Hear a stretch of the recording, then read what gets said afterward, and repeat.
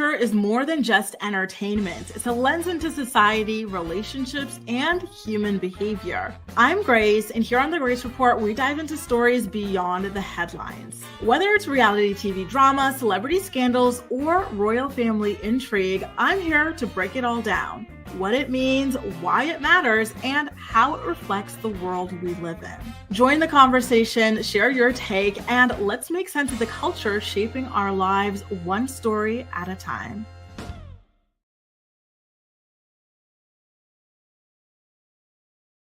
Yes, happy hump day. Good morning, good morning, good morning, sunshine. Happy hump day to you all. We have made it to Wednesday already. Wow. And as you guys can see from like my windows here, it is such a beautiful sunny day. I just came back from a lovely afternoon walk with the doggy, feeling good, so excited. And then tonight I'm going to be doing Aikido, some martial arts with my friend as well. So really great day ahead for me today. And hopefully you guys are having a great day. Hey, Jaleesa, nice to see you. And yep, we are definitely going to be talking about DDG and Halle. Very, very alarming, the news that came out about them. I hope Halle is doing okay. And DDG, hell. For you, hell. Good morning, Capone. Nice to see you. Bunny, Gala, Jessica, Tadisha, Venetia, Cynthia, Tyrell, J-Dash, Milan, Chocolate Drop, Bree, Acacia, Toe It All, Kristen, Gail, nice to see you. Haley, Ashley, nice to see y'all here. Happy hump day. Hope you guys are having a great week so far. It looks like quite a few of you have some things to say in the chat. So let me get into that before we get into the stories that we're going to be discussing today. It's another very heavy day, I have to say. We're going to be continuing to cover the Diddy trial. Of course, Cassie took the stand yesterday, and so I've got a recap on that. We're also going to be discussing, as Jaleesa had mentioned earlier, Halle and DDG. She just got a restraining order against him. Jenelle is humiliating her son Jace again. Like, there's just so much like stuff happening. I don't even know what to say half the time with all of this nonsense, right? You know, and I don't know how you guys keep up with it too. Like, God bless you guys, because you guys are always here bright and early, ready to get into the nitty gritty. You know, it's not always beautiful. It's not always fun. Sometimes it really is messy. But, you know, thank God for you guys to be able to talk about this sort of stuff with, and to be able to gain a new perspective on some of the stories. So I'm trying to think of what order we should start in today. I'm thinking we start with, girl, if you don't sit down, I'm thinking we start with the Diddy situation so that we could recap day 2 and get it out of the way. That way we can move on with the rest of our story. So how does that feel for you guys? Because it kind of feels like the one story that's kind of like hanging over our heads and has been for the past year or so. So I'm trying to find a little bit of a photo to get that one popping. And I'm also looking for the Jenelle video, because I went and downloaded this video that she had put on her TikTok, trying to explain away the situation with Jace, and then trying to explain away the situation and to act like she is completely blameless and all of this. She truly threw him under the bus, and it was ugly, but we'll get into that. Okay, cards, let him out. We have to talk about him. Bring him out. Yup, that one. So Diddy, yesterday was day 2 of his trial. Cassie, his ex-girlfriend, took the stand, and I have a photo that was made by one of the court sketch artists of just how pregnant Cassie looked when she was taking the stand. So go ahead and take a look at this photo. I'm sure you guys already saw like the regular photos of her and how lovely and beautiful she looked, but she looked extremely pregnant. People were not exaggerating when they said that, right? And then Diddy showed up in his typical blue sweater with a collared shirt underneath. He had the nerve to do this sort of a heart sign to his children, who he was subjecting to these horrific stories, right? Mind you, some of his youngest children are like 18 years old as well. So the fact that he chose to subject them to this, right, traumatize them for life. I'm sure they already had some inkling, some, you know, information about all of this, but like to hear it firsthand and to be there and to witness it, like that is a whole other story, right? So I'm disappointed in him, but it's not surprising. It's kind of like his friend Tory Lanez, who we also will be talking about, who pulled his child out of daycare or school or whatever to sit there while he was facing trial for shooting Megan Thee Stallion. Very, very disturbing, very selfish, very narcissistic people, in my opinion. But anyway, like I said, we're going to go over Cassie's testimony yesterday. So Cassie said that she began participating in freak-offs at the age of 22 years old after she and Diddy started dating. She said that she was kind of taken aback by all of this because at the beginning of their relationship, they just had fun. It was kind of like a normal sort of a relationship. So it's kind of like, he slowly got her tangled into his web, had her falling in love. And then once she was deeply emotionally invested, he decided to go ahead, pull the rug out from under her, stop spending any real one-on-one time with her outside of these freak-off situations. And so it was a very reluctant thing that she agreed to do. And she thought it was going to be like a one-time thing, but it started happening like extremely often. In fact, it started replacing working on anything to do with her music career. Remember, Diddy had signed her to a 10-album deal, which, is just, it's insane, right? She was so young, she was so naive, like she didn't know what kind of contract it was that she was signing, but a 10-album deal is absolutely insane. And so that's how he got her hooked on to him and this entire situation. And so these freak-offs would last anywhere from like a couple of hours to even 4 days straight. And there were a lot of rugs being passed around, a lot of baby oil, all sorts of things. And Cassie says that she was forced to engage in various sexual acts with male escorts while Diddy watched. Some of the time she was even, on her period. So she was bleeding. Some of the time because of the rug use, she was vomiting. And none of this would ever cause for this man to stop what was going on. He would just be upset at her for holding up the show with her bodily functions, right? Which is just mind-blowing. Like, how do you do this to somebody that you claim to love? Why would you? Oh, anyway. East Awesome says the diddler has a sick brain. He saw Cassie as his slave. Yup. He used his bad boy to keep her in check and used her for perversion for 10 years. She's not the only victim, but her story is tragic. And I completely agree. It's horrific. The details that I'm hearing every time, there's a new story that comes out, a new testimony that comes out. I am truly horrified by the evil, sick, and twisted mind that this man had, right? And so he also had her going on Craigslist and whatnot to find these people. And we learned on day one that he had them urinating into her mouth and whatnot. Random people from Craigslist, you guys, right? Very crazy. And so, and I have to say, to be honest, I am amazed that I feel like if I were in this situation, I would just be so like traumatized. Like, I don't know how I would ever be able to like sleep with anybody ever again. You know what I mean? Like, I cannot imagine the level of trauma that Cassie still has to deal with to this day because of this 10 years of systemic abuse. Right. And so she said that this man was so obsessed with baby oil that there was a time where he even ordered her to get into an inflatable pool filled with baby oil and lube while she was fully dressed, including while she was wearing shoes. Like, the whole story started off that like he would have her and the people rub themselves down with it like every 5 minutes, every 10 minutes. They were never shiny enough until one day he full blown got an inflatable tub and had these people dunking themselves in it. Like, ew, this, and baby oil has a very strong smell as well, right? So like, I just, I imagine even the smell of baby oil must be something that is triggering to her. Again, she's pregnant, right? With her third child and whatnot. And baby oil is typically supposed to be used for babies, right? Like, and so just all of these things like that traumatize you, right? Because outside of the baby oil, there was another story that she told about how he had once asked her how she referred to her grandfather. And so she said that she referred to her grandfather as Pop Pop. And so she said that he made her start calling him Pop Pop.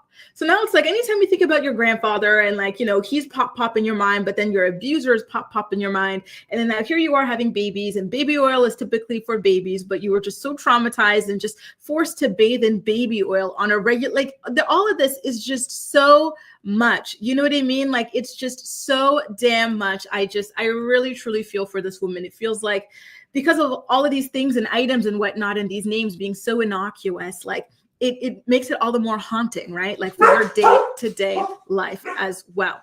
So what else does she have to say? So she also said that there was a time where he or somebody, I wasn't very clear on this, but somebody had choked her, and she had signaled for it to stop, like, stop, stop, stop, like this is not part of the game, like I really cannot breathe or something like that. And so the person refused to stop and whatnot. I'm imagining that that was Diddy himself.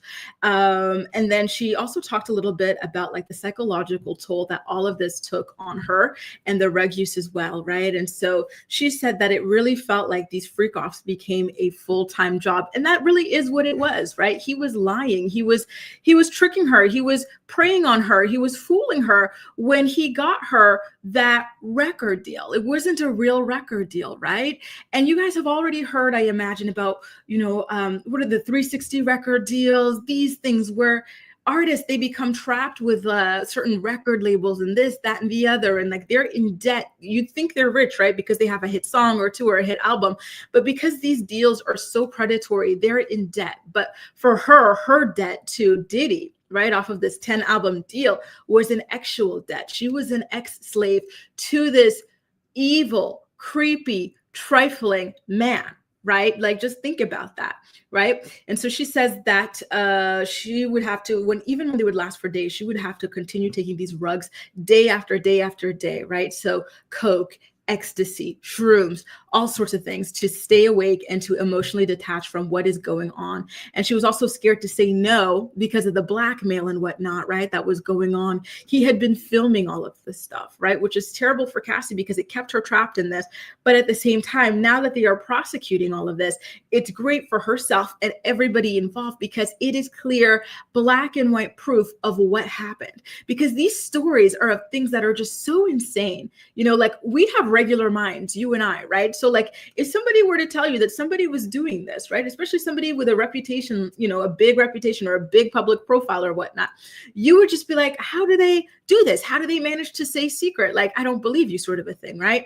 So having this proof and everything, like, really, really, really helps at the end of the day. And so she also got a little bit into the physical, the psychological, ABUSC and everything like that was going on. And so she said that Diddy got increasingly violent with her. So there would be hitting, dragging, kicking, and stomping on her face during outbursts. There was a time where he had this huge outburst where he beat her black and blue. Both eyes were black and blue, that he then put her up in a hotel and had security guards watching 24/7 so that nobody would be able to identify her or anything, right? So that is for the people who still sit up here and say that she could have left. No, she could not have. And if she was away from him and she, was not answering his text messages or his call for one reason or another, he would send multiple people to go to her house and, summon her, essentially, right? And this is a girl who was so young. She started dealing with this man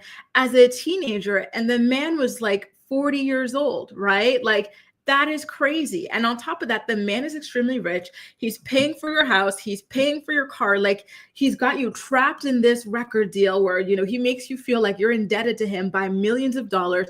He's got these videos of you. There was no way for Cassie to leave, you guys. It was terrible, truly, truly terrible. And so that one video that we saw of him chasing after her in the hotel hallway as well, that was because she dared to leave one of the freak offs early. So again, there she is on video trying to leave, and we see the consequences of that. She was truly, truly trapped, and it's just, devastating to even imagine that. And on top of that, she knows that the security person saw those tapes. She knows that there was a confrontation, that somebody in the outside world knew about this.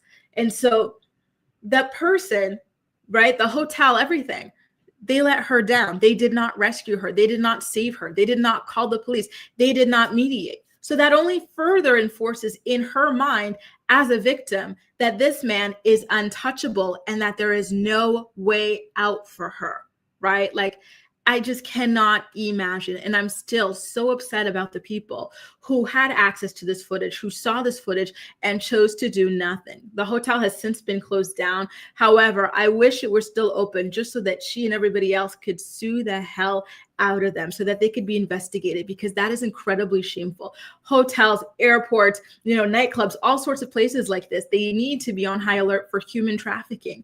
And when you see an instance like this, you would think that it's human trafficking or DV or something like that. And for them to just turn a blind eye because of who the person was, that is so shameful, truly shameful on every single level, right? Tyrell says, I'm praying for some justice. These victims need a bit of relief. Knowing that he is finally going to suffer will help a bit. I pray that no one gets to the jury and they see what it is so blatantly. And I agree. I also agree with Milen, who says the cop should be fired 100%. Elle says, Bree, her current husband, who was her trainer at the time, helped her to escape. Exactly. So for those of you wondering how Cassie managed to get out, her husband was hired by Diddy to be her personal trainer. Remember, Diddy wanted her in tip-top shape for these freak-offs and whatnot, right? And so he hired Alex Fine, and then Alex, he was seeing what was going on. He said, absolutely freaking not on my watch. And he swooped in and he saved this woman's life. Like, he is an absolute godsend, truly. East Austin says Diddy's attorneys are okay with the tapes being shared with the press. The whole thing is sick. Diddy's attorneys are abusing her psychologically in the present day. His former 19-year-old employee's ex-tape, right? And like, their argument still is that all of this was consensual. The government is just trying to get involved in like what he does in his private life, in his bedroom and whatnot. Like, they're really trying to make it seem like, you know, it's nothing. But at the end of the day, hearing even the escort saying that they witnessed Diddy beating Cassie, on what world is that just regular intimacy, right? On what world is that legal? These people who were being paid very handsomely for their time to engage with her, you know, intimately, they were turning it down because they were so uncomfortable watching this woman be abused.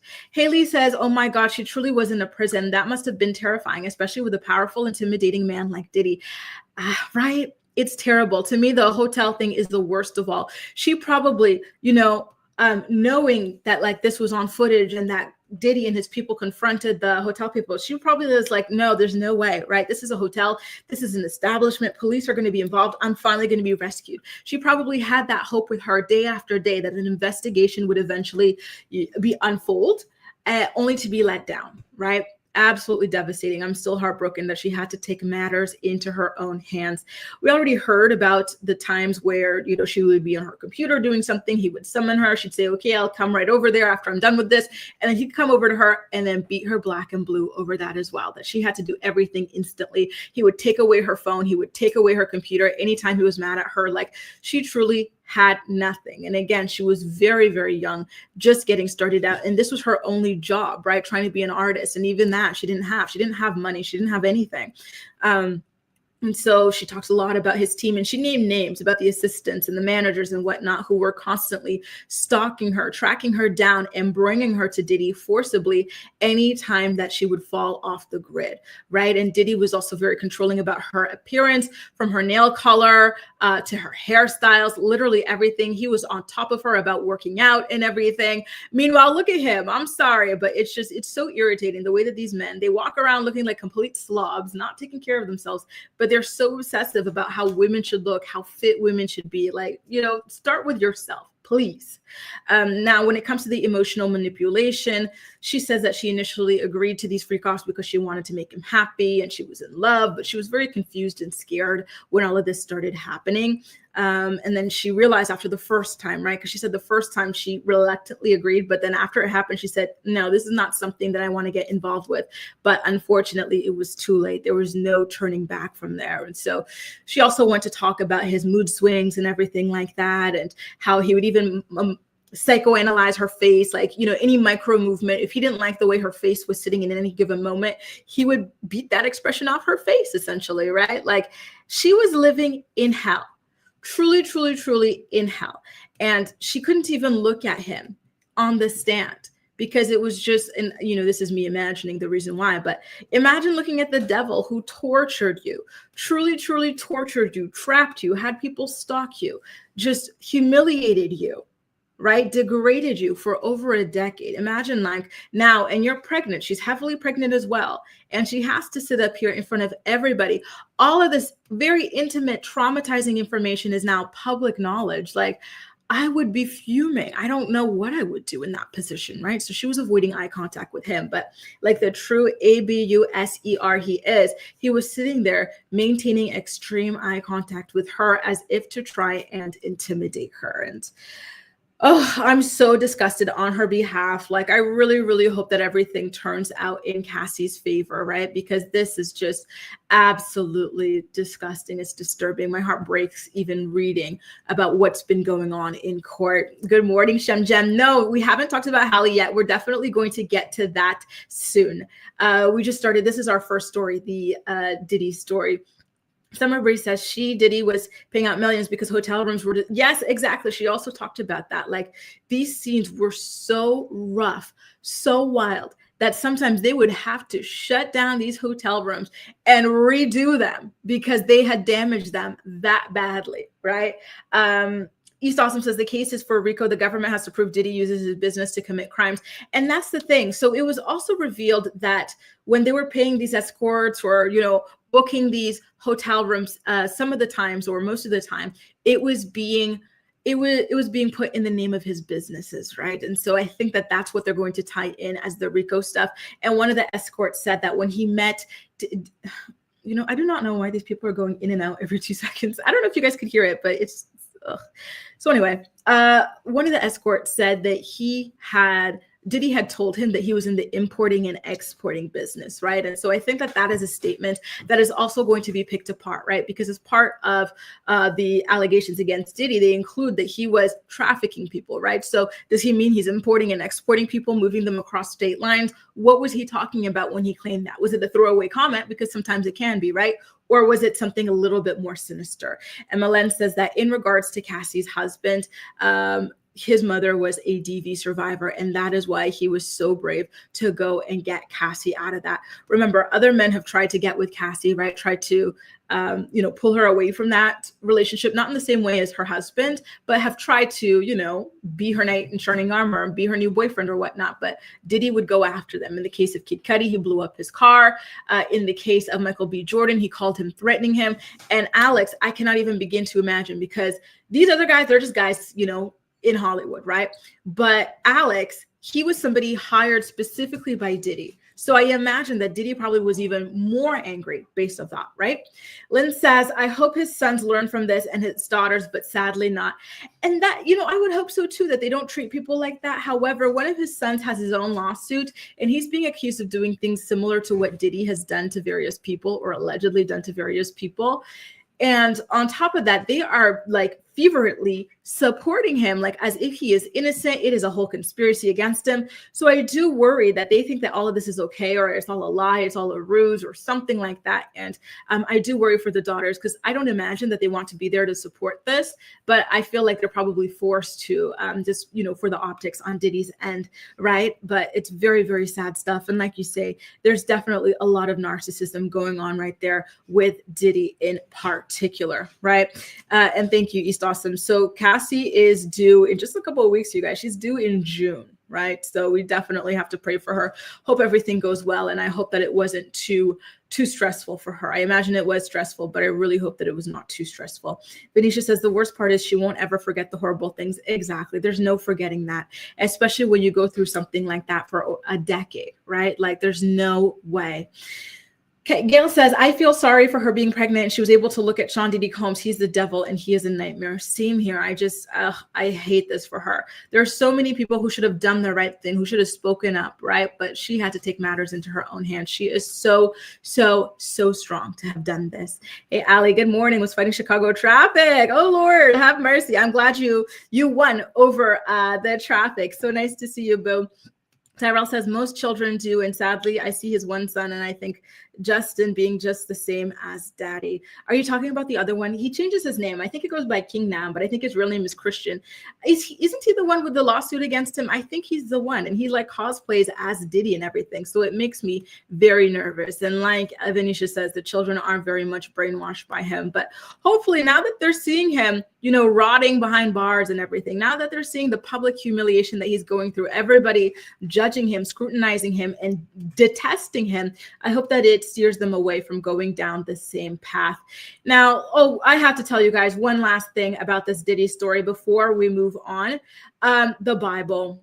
Y'all, Diddy, like your typical ABUSER, all of a freaking sudden, now that he's being made to pay for his crimes or answer to his crimes or his alleged crimes, he is sitting around in court reading a damn Bible.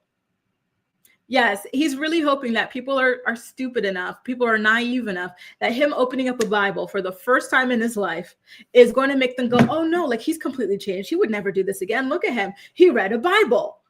Oh my God. I saw that story last night, and the way that I just rolled my eyes. So he was doing that during jury selection, by the way, you guys. And so he really wanted to make sure that the jury saw him with the holy book. But I'm sorry, that is absolutely ridiculous, right? Like if you really cared about all this stuff, if you really wanted to be a good person, you never, ever, ever would have done this to anybody. You never, ever, ever would have perpetrated a ring or a circle of ABUSC over 3 decades. You can sit the hell down. People are not stupid. They're not gonna just let you off the hook because of the book that you're reading in this moment to try and, like Halle says, to try and manipulate people. Come on now. Come on. Carly says Jesus doesn't want to be brought into this mess. I'm sure. Exactly. Leave Jesus out of it. Leave religion out of it. Like this is between you and your alleged victims. Okay. Now, you guys, why don't we get into the Jenelle story? Okay. So, oh, Lord have mercy. That Diddy one was so huge. Story. It was so huge. It took up like half today's morning report. So I'm ready to go ahead down the line and get into the Jenelle Evans story. As you guys know, we talked about this in yesterday's morning report. Jenelle decided to go ahead and ship her son, Jace, off to live with his father, Andrew, who is a person that he doesn't really know. Like Andrew bounced on Jace pretty much immediately after his birth. He wasn't even very active throughout Jenelle's pregnancy. Barbara tried to get Andrew involved in Jace's life, but Andrew decided to ghost them, stand them up in New York City when all of that was happening.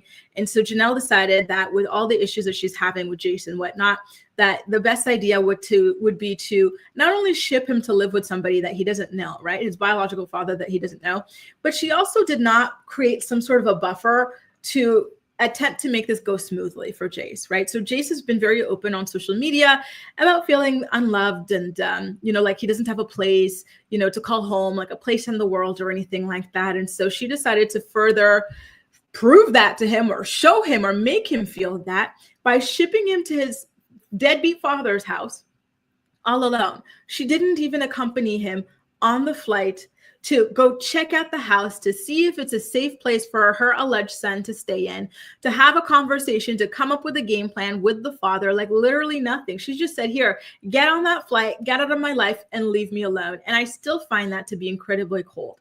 So she caught a lot of heat for it, and she decided to speak out on TikTok about it, and I've got the video for you, so take a look at it.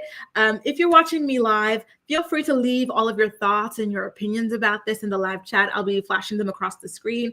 And if you're part of my playback posse watching the playback, feel free to leave all of your thoughts in the comment section, and I'll definitely be there to respond to you guys as well, okay?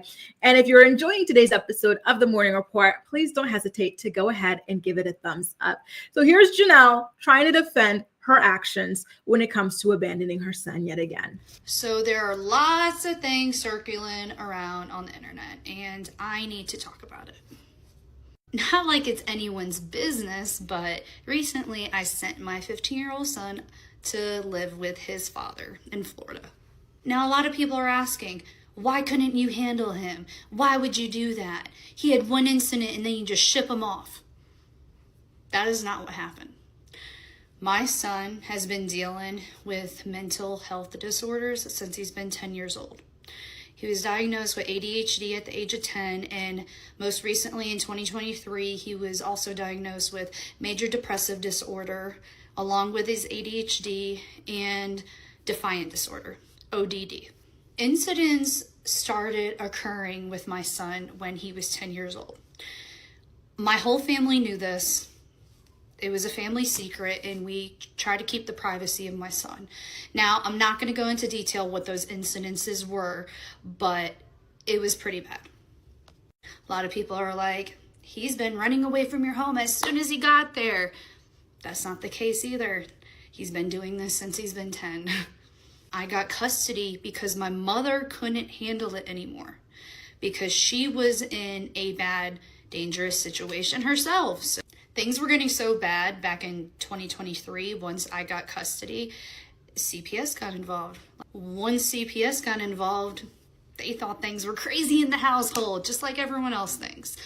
But really, what came down to it, 3 months later, after my son was with CPS, they sent him to his aunt's house by marriage, which is David's sister. And he acted out there.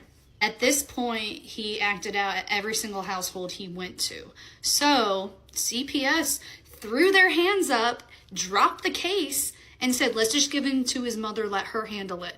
So once again, I got him back. Once my separation started, I wanted to get away from all the negativity, the fear, the pain, the anxiety, the chaos that has been caused by my ex-husband this whole time. So I was like, let's get these kids a fresh start. We're going to Vegas. And things will be good for about 3 to 4 weeks, and then another incident.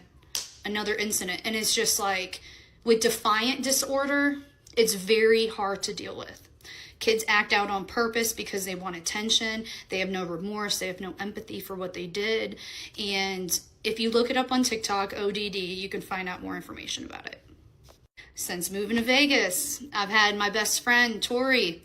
She saw his behavior. I've had my ex, August. He saw his behavior. Everybody saw his behavior behind closed doors. It's just we never wanted to put it in front of the media and explain it because it was Jace's privacy. Now we get to the point where it's happened too many times, multiple incidences for years and years and years, and something had to be done. So yeah, I called his dad. I said, hey, I need help. I was in a panic attack. I was crying my eyes out. And I was like, for once, I need your help. And I need you to help take over this situation, because all of us have put forth effort into as much as we can give. We've tried everything we could. I've tried, getting placement in boys' homes, but they are just too expensive and insurance won't cover it. So right now he needs to be in a situation where both households are safe, and separating the chaos from the situation right now to protect my 2 younger kids is very important, and also to protect himself.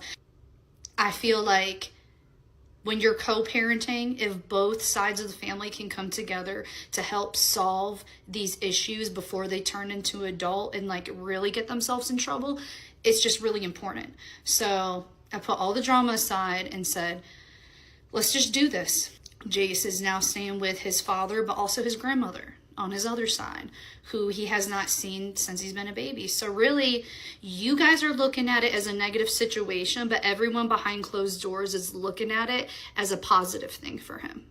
So you guys can say all you want. You can say, I'm not taking care of my kids. Being a mother is doing the best interest for your child. And I am doing the best interest for my child. Thank you.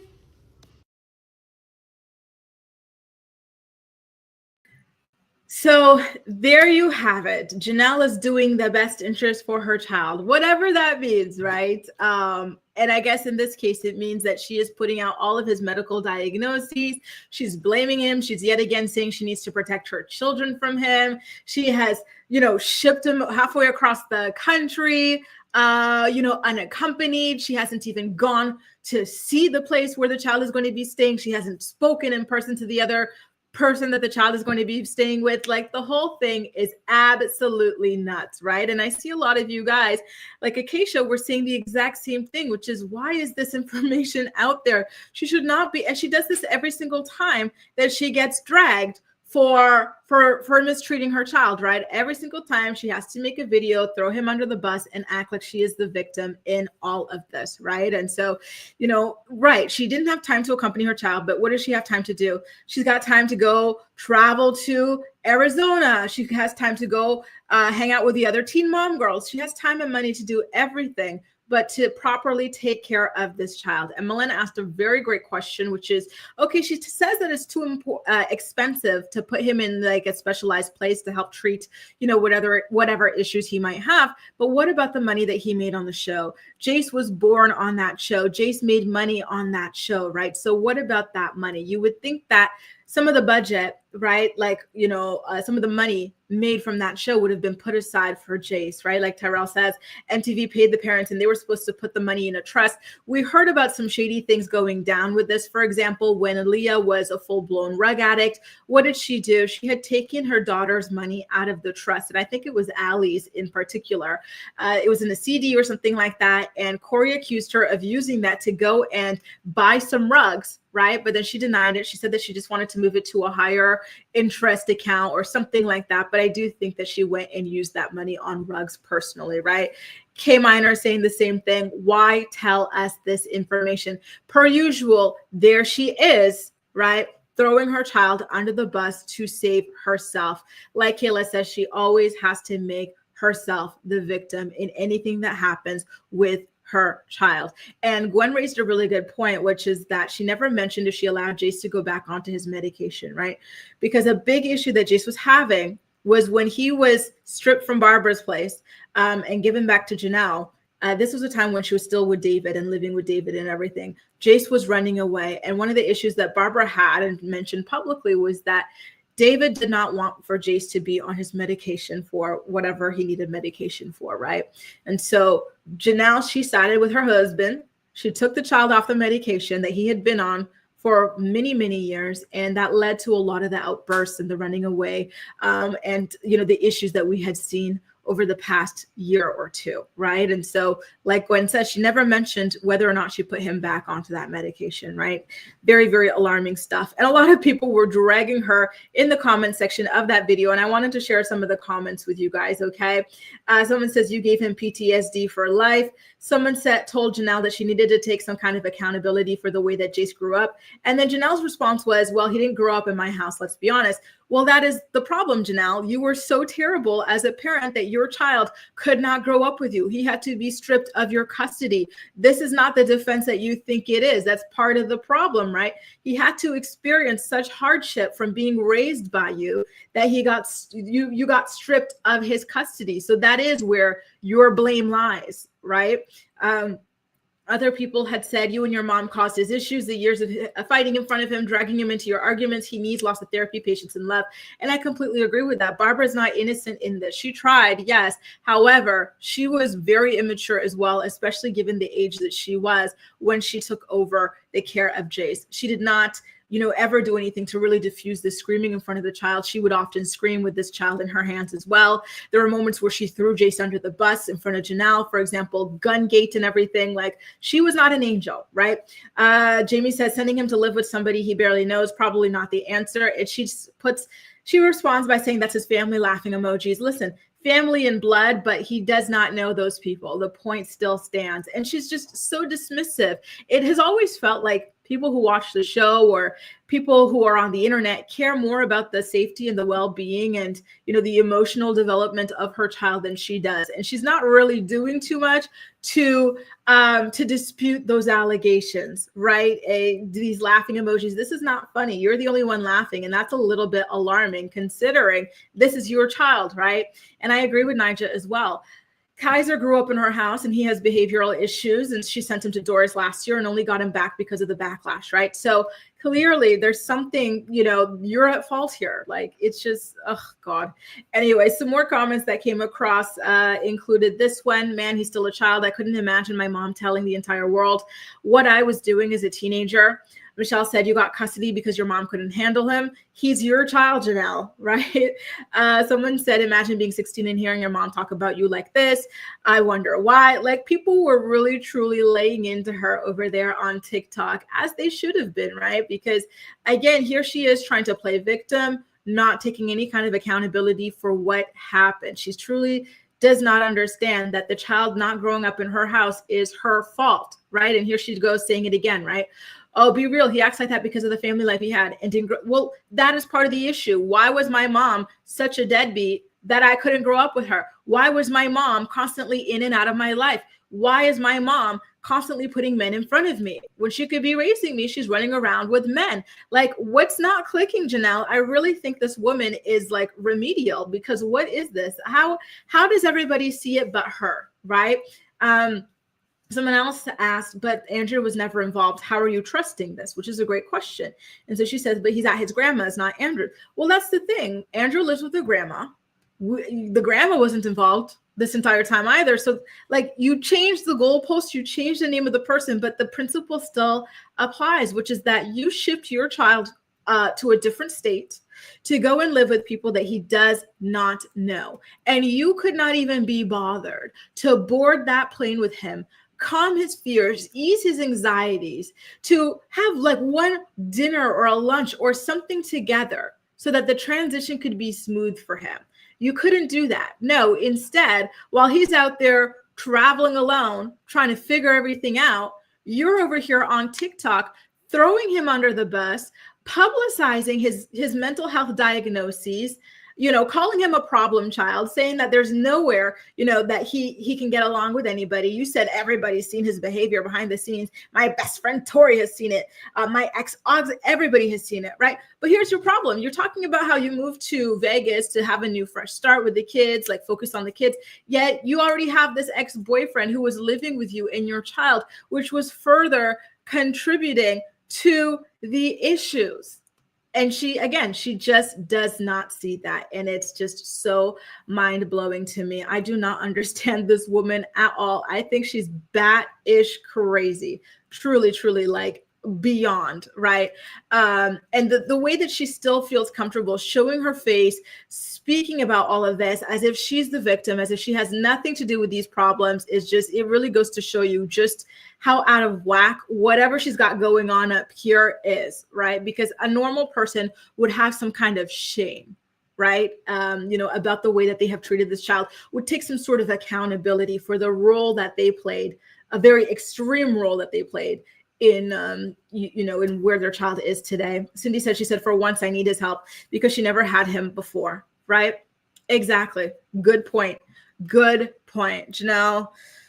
Oof, and every time you hear something from this lady, it's crazier than the last, right? Because one of the last stories I did about Jenelle was when she was bullying Nathan's latest victim, right? His new ex-girlfriend, Anastasia. They're going through this DV thing. He strangled her the way he strangles every woman, right? And Jenelle has been attacking this woman. I think she leaked her number online, telling people to harass her. She was saying that this woman is bragging about DV. She says that she, when I got strangled by Nathan, I didn't go to the gym. I was in bed in pain, like this sort of stuff, right? Like the girl is just so unwell. She's a lost cause. I don't even have anything else that I could say about this person. You know what? And I agree with Jace. Every time I see this girl's face, what do I think of Jace? Jace saying, Mommy and David are pieces of ish, spits. And whenever I see, I just want to spit, like with disgust, like, ew, just get out of my face. Ew, God. Here's another person who makes me want to spit with disgust, Tory Lame. So Tory Lame is serving out a 10-year prison sentence for shooting Megan Thee Stallion. By the way, Megan Thee Stallion, you look really lovely in this picture, and I hope you're having a great week. I really do. So he got stabbed 14 times in jail. He has collapsed lungs, the two of them. He also got stabbed in the back of the head, y'all, right? And so according to TMZ, the attack occurred in jail around 7:20 a.m. The prison staff responded immediately. They called 911. They administered medical aid. Then he was transported to a hospital for further treatment. And now we've got some more information on the suspect. So here he is. He is 40. His name is Santino Casio. He's 42 years old, and he's currently serving a life sentence with the possibility of parole. So I guess for him, he's kind of like, well, listen, I got nothing to lose. Maybe he got in a fight with Tory in jail or something. I don't know. There's no details about what sparked this, or maybe it's just Tory is associated with like a group that is a rival group, and like, this was something that he was doing to get some points with his crew or something like that. I don't know. But that's it so far, right? And so, by the way, when it comes to Santino Casio's prison stint, he has been convicted of second-degree red rum, first-degree attempted red rum, use of a weapon, inflicting great bodily injury as well.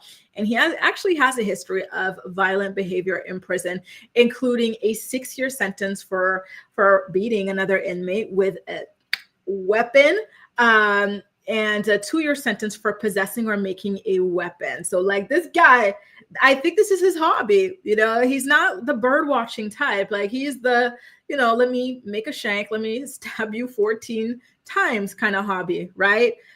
You know, like scary stuff. I don't understand how people are capable of doing that. Like that is just so scary to me. I feel like that's probably like the worst way, you know, to go after somebody. That just feels so like, oh, just so brutal, so gruesome, right?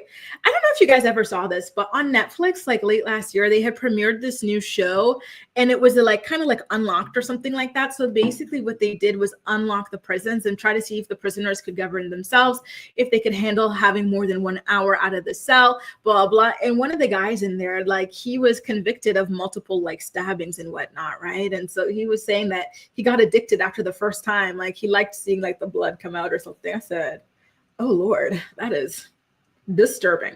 Jaleesa, no, he didn't miss. He got 2 collapsed lungs. And I think he actually got him in the head and everything. Like, I think Tory Lanez is still in hospital. And correct me if I'm wrong, but somebody here had mentioned yesterday that they do not believe that Tory is in as good of shape as his team wants us to believe. So they had gone online. They said that he's breathing and this and that, like he's stabilized. But a lot of people are saying there's no way and that they're just trying to save face for now. And yeah, Shayna, I think that that's what went down. I feel like he ruffled some feathers, or like Kayla is saying, it might have been gang related, like something about this.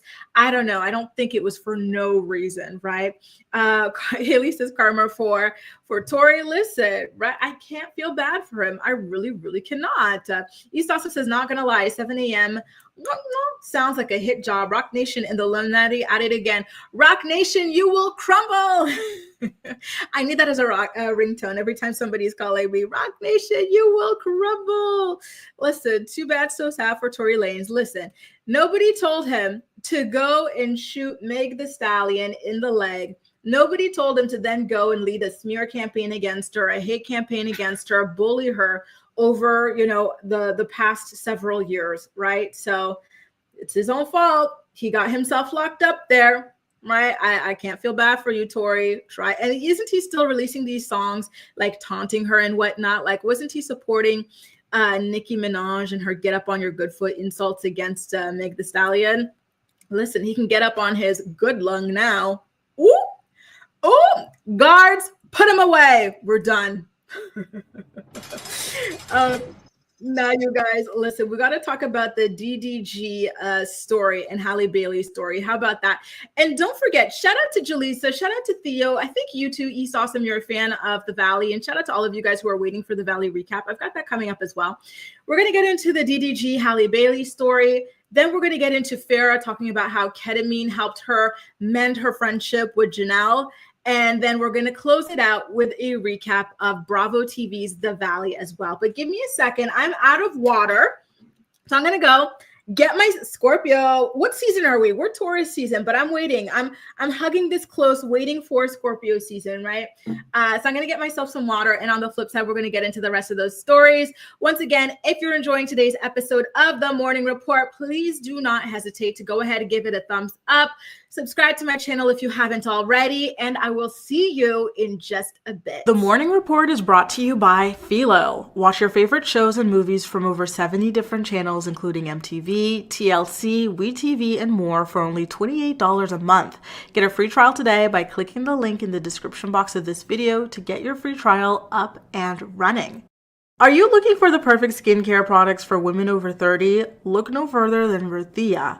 Rothia is a skincare brand born from love and made for parents. Their flagship product, the Resilience Cream, delivers clinically proven age prevention benefits such as average 14% wrinkle reduction after 4 weeks of use. Click the link below and receive 30% off your first purchase today. All right, here we go. By the way, can I tell you something, my American friends? I have to read this comment that I got. So one of my friends, here, he went, wasn't I telling you that I had a friend who was going to Cincinnati for like a work thing and whatnot, and I was trying to figure out what to suggest to him because it was going to be his first time in America, right? Tell me why this man, I was recommending to him, like, try out, I don't know, what did I tell him to try? I told him to try out the cheesecake at the Cheesecake Factory. And I told him to try out like all this junk food because that's what I love about like America and Canada, right? To me, it's the junk food that I get excited over. So he didn't go to those things. Like he went somewhere else. And then he said that like the food, first of all, he said that in a week he felt like he gained like 10 pounds. And on top of that, he got sick and he had to call out of work. He's like, I'm not used to that type of food. I don't know what they're putting in their food, but I've been sick. And so he just got back to work today. So he came back on Sunday. He took Monday and Tuesday off to recover from the American diet. And now he's back to work. Oh my God, y'all. I'm sorry. I'm not laughing at him being sick, but I'm just laughing at the situation because that is crazy. So he's finally up, he's breathing, and he's like, okay, well, anyway, you guys, come over tonight. I want to cook for you guys a delicacy or whatever, like this dish that I picked up in Cincinnati. And so we're like, what was the cuisine? So some of you guys are from Cincinnati, right? What is the cuisine? Like he says it's a surprise, but I don't love being surprised. I want to know. I'm nosy. So what is the local cuisine in Cincinnati that I could be getting surprised with? I was like, what is it? Like burgers? I don't know. I do not know. Ali says American diets are not for the faint-hearted at all, especially if you're used to French portion sizes, like going back there and seeing that, like Kayla says, like it's a little bit of a mind F. No, it's, and he's gay. How you doing? And he's been in like a legal civil partnership with his man for the past decade. They just celebrated a decade over the weekend, actually. And I know I'm so sad for him, but like, thankfully he is doing much better, but I'm a little bit nervous about what it is that he is going to try and feed me tonight. Kind of scared. And yes, Lex, same thing, right? Like, I feel like we're not too far off, but a little bit better. It's probably chili with spaghetti noodles. Is it? I like arroz con carne, but I don't know if I like, is arroz con carne like a type of chili? Because I consider it to be a chili. Oh God, I'm scared. I don't like this type of stuff. We'll see. Maybe it's French fries, street fries, like with the sour cream and the green onions. That I like. Shout out to the Works. Do y'all have the Works in the US? Because that's something we have in Canada. They have like street fries like that, and they have like poutine, and they make like the best poutine ever. I'm hoping it's something like that. I don't know. We'll see, y'all. We'll see. Now, a lot of you, shout out to you, Shamjem, and everybody else who was asking me about the Halle Bailey story. Let's get into that, shall we? First of all, Halle, beautiful, talented Halle. I am so sorry that you found yourself in this situation. This is news that I woke up to this morning, I was like, what is going on? Like, it's just heavy, traumatic story. Like, we used to have funny stories, right? Like, there used to be fun stories. There used to be things like that was going on. And now every time it's, this person rubbed this person person graped this person boop, whoop this person. Like, I miss the funny stories, right? Even like the Kim Kardashian. So she's currently in Paris testifying about what went down in her Parisian robbery and whatnot. And that story is really, really dark. Like, we already know the story that she had told in the past about being zip tied, and she thought she was going to be, assaulted or deleted and whatnot. So she's recounting that story and whatnot in Paris. Like, it's just so much going on. So waking up to this, I was like, wow, what happened? And like Halle says, AG says, Halle was just on vacation. Like, when, how, what happened? What the hell happened? Right? Crazy. Right? Oh, was he in a boat with Rick Ross's baby mama? Damn. Is that the one with like the teeth? She's got the big teeth, and she's like, she likes to like drag Rick Ross. I really like her. I don't know her name. All I know is her teeth. And I like her. I think she's funny. Oh my God. So why don't we get into this, right? So Halle Bailey, she filed a restraining order against her baby daddy, DDG, and she was granted that restraining order. And now DDG is required to stay 100 yards away from Halle and to refrain from posting or streaming content about her or their child. So I'm really happy that she got this on behalf of her child as well, because one thing about these weirdos like DDG is that they're going to take this as an opportunity to go and play victim and say things like, oh, she's keeping me from my child, let me see my son, this type of stuff, right? Like, you know, where they're technically not talking about the mom or the woman, but they're antagonizing people to go after her because they're talking about the child who was attached to the mom, right? And so I think, I don't know if he's allowed to have contact with the child, but he can't stream about the child or anything like that. But let's talk about the incidences that led to this result. And so she's saying that in January, she had a violent encounter with DDG. And so she says that all of this started after their October breakup. And so while she was buckling their son Halo into his car seat during a custody exchange, Halle says that DDG became verbally aggressive, shouting, "Get out of my car, B word." And then the baby started crying. And then she says that is when they started to struggle, which I guess maybe he was standing behind her as she was just fastening the buckle. Maybe she was going to kiss or hug the baby and say bye. And then he was just hovering behind her. And then like maybe he's trying to like pull her to get her out of the car or something like that. That's what I'm imagining here.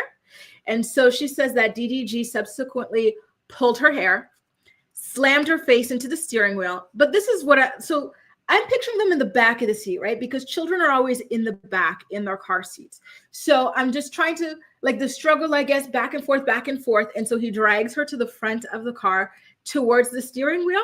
And then he chipped her tooth. And she sent photos, by the way. So we have photos, right? So first of all, the bruises. These are the bruises that she showed on her arm from the alleged altercation. So there you go. It looks like a pretty big bruise as well. Because listen, mind you, when you have dark skin, it's very hard to bruise. We do not bruise easily. Like for me, if I were to bruise, y'all, that's how you know that something happened, because I have never seen a bruise on my body in my life, you know? And so like for me to see these bruises on her, right? Something bad, something like a huge impact took place, okay? And so in regards to the chipped teeth, here you go. You see the one chipped tooth right there in the front of her that she is referring to. And so she says that she was in pain and she was crying. She stayed in the car, though, until they reached DDG's house to ensure Halo's safety. And so she also showed some of the text messages illustrating his jealousy. And so speaking of that vacation that we were just talking about, right? So there were headlines that were saying that Halle was with Brent Faiyaz on that island on vacation and everything. And then DDG sent her the articles. And you know what he was reminding me of? He was reminding me of Keke Palmer's baby daddy, with the way everything with them is about the public, right? So he screenshotted a tweet and he said, "This is foul, bet." Right. And then he sent another image from Brent Faiyaz's Instagram. And then he also shared a tweet that said, DDG can't see his son because Halle took Halo to go be with Brent Faiyaz in St. Lucia. That's treacherous. Right. And so this is where he brings in the public. He says, "You think you're hurting my feelings when you really just ruining your own image. So this is a terrible look. Makes you look disgusting and evil. Enjoy your vacation. Happy Mother's Day. But just have the same energy when it's my turn to have him. I'm on the same ish." So basically he's threatening to bring their child around a random woman just because the internet claimed, without any proof, without a single photo of Halle and Brent Faiyaz together, the internet claimed that that the two of them were together, right? And this is why I think that people need to be really careful about the things that they're putting out there online, because they have real life consequences for people, right? Like this harassment that she's facing is based off people and their internet sleuthing, you know, about things that they're not even certain about. That led to her being harassed by her baby daddy on text or through text message, right? So people really need to be careful about that sort of thing, because you really never know what people are going through behind the scenes. You really never know what type of relationship dynamic that they have and whatnot, and what can trigger these sorts of attacks, right? So I wonder how the person who put that out there feels, because we never saw a photo of the two of them together to really even come to that sort of a conclusion. It was just someone saying, "Oh, this person's in this place, that person's in this place.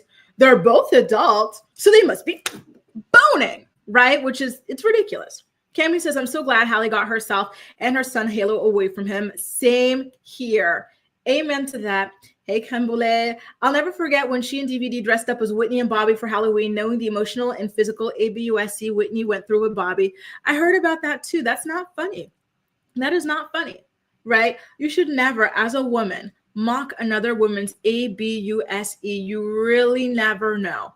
And as unpredictable as men are, and as bad as those statistics are about how 1 in 3 of us women, throughout our lifetime, we're going to fall victim to either physical or actual ABUSC. Never, ever, ever laugh about that happening to another woman, because the chances are very high that you will be the next woman that something like that happens to, whether it's with the same man or a different man. Not cool. East Awesome says DGG tried it recently. Also, he beat Halle in January. So sick, right? Tia Kemp. Okay. That's the name of Rick Ross's baby mama, right? With the teeth, right? I really like her. I think she's so freaking funny. Lucky says, I'm glad she did this because he's constantly talking about her and the baby on his live streams. Exactly. He keeps trying to accuse her of keeping the baby away from him, but he has no proof of that. Right? Like, I think he all does this because he's got these like kind of incel fans and whatnot. And like they get off on this kind of thing, like this like male victimization sort of a thing. And so they're looking for an excuse to go and harass a woman, right, on behalf of their king. And Lex, you know, I said the same thing. I think, Jaleesa, you're the one who brought it up last week before all this information come out. I think like there was some kind of beef between the two of them online and you were asking me about it. I said the same thing. I said, I'm just, you know, I'm still so sad that in the 2020s, like with all the information that we have, like that women are still getting baby mamaed, especially by losers. Like what? Like, you know, I hate this for my girls, you know, because dating is one thing. Marriage is one thing. You could walk away from those things, wipe your hands clean. But as soon as you have a baby with somebody, it's so hard. You are permanently attached to that person. And it's really, really sad to see, you know, men leverage this in order to keep dragging you down. We saw this with Offset as well. The way he treated like Cardi like garbage throughout their marriage, cheating on her left, right, and center. She caught criminal charges over this man and has dirty D, right? And then at the end, what does he taunt her with? I still won because you're my baby mama. Basically, you're stuck with me, so I win. I can taunt you for life, essentially. Be very careful. A lot of these guys are demonic. They're truly demonic. Be very careful before you let any of them knock you up. So, Capone, is this Kim Jong-un in your picture? You know what I thought it was at first? Why didn't you wait on me, Bentley? That's what it reminded me of at first. I get a bruise if someone flicks me. That's fun. Oh my God. You know, for me, no, like it would take an awful, I'm like punching myself here. I'm like, no, like it would take an awful lot for me to show anything. All right. So that's why like seeing like the prevalence of these bruises on her arm and everything is extremely alarming, right? Because, you know, people of color, you know, especially Black people, we do not bruise very easily, right? So very, very, very scary, very sad stuff. I think there was some more information that I had to share about that story, by the way. So she said that there was something that happened in March, which was that DDG entered her home without her permission, walked into her bedroom, and sent her a photo of her empty bed with the message, "Now I know what you've been on, LOL," like implying that she was boning someone in her own bed, which she has the right to do. Like, what? And so she says that in her interpretation, this was an accusation of cheating, which it does sound like, but they were not together in March anyway. That was just 2 months ago and they were already broken up, right? And so she said that there was an escalation 4 days later where he returned and she and Halle were sick and couldn't leave the house. And this is the one that we saw play out on the internet, right? Where he claimed that she was keeping the baby from him. Then she went online, she posted that she and Halle were sick or something like that, right? But behind the scenes, she says that he became verbally ABUSIVE, smashed her Ring camera, snatched her phone, and drove off, later throwing it out of the car window while shouting, "Go get it, B word." This guy, he is so vile. He is so creepy. He is so evil. you know? And this is the thing, what happens when you date down? Because unfortunately, Halle was dating down in all caps lock. And this is something that we had all said from the beginning, that she could do better from him, not from an elitist perspective or this or that. But here's the thing, when you date down, like the men, they can be jealous of you. And when a man is jealous of you, the way that he will mistreat you, try to make you miserable, try to bring you down to his level, he is illustrating all of this perfectly, right? He is so jealous of this woman. He hates this woman. She has the fame. She has the reputation. She has the adoration that he can only dream, wish, hope, and pray to have, but will never, ever have. And so he has decided, right, because she was at the peak of her career when she was Little Mermaid. I just know this man was poking holes in them condoms or something, if they were even using any. I don't know. But he decided he wanted to have a baby with this girl so he could permanently leech onto her relevance, or he could even try to bring her down and sabotage her career. A lot of ladies, unfortunately, are either in a relationship, in a baby mama situation, or married to their op. And I'm sorry, but there's another lady that I really, really love who I think is married to her op, that gymnast lady, Simone Biles. I'm sorry, girl. Your husband's another one I think is jealous of you, right? Like, some of these men see you as competition. Some of these men hate you for being successful, for being loved, right? They hate that. They hate that. They want that for themselves. And they are going to drag you through the mud, make you miserable just so that they could feel something. And it is just so sick. It is so evil, but it happens. And a lot of us cannot fathom that because we do not think this way. We would never do this to people. But that's the problem, right? Like, you can't go based off of what you would do or how you would do things, right? Or how you would treat people, because you most likely are a good person. You most likely are a nice person. You can't comprehend this, right? Which in an ideal world should be the way that it is.